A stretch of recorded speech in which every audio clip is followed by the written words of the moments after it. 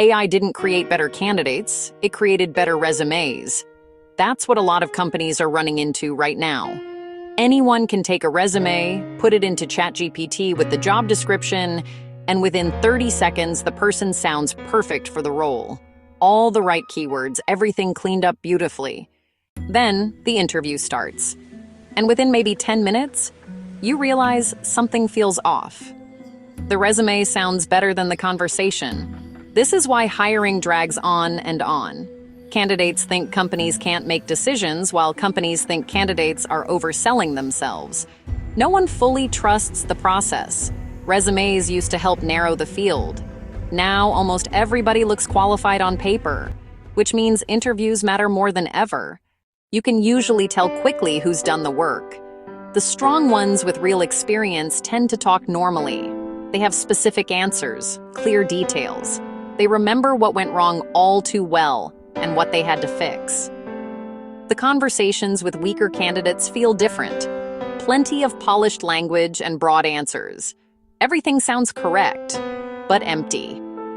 I don't blame candidates. They're using the tools available to them. They are using AI just like companies are.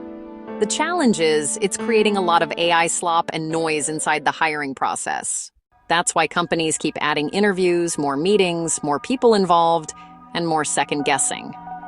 Because a bad hire is expensive. You bring somebody in, you train them, you get them integrated with the team.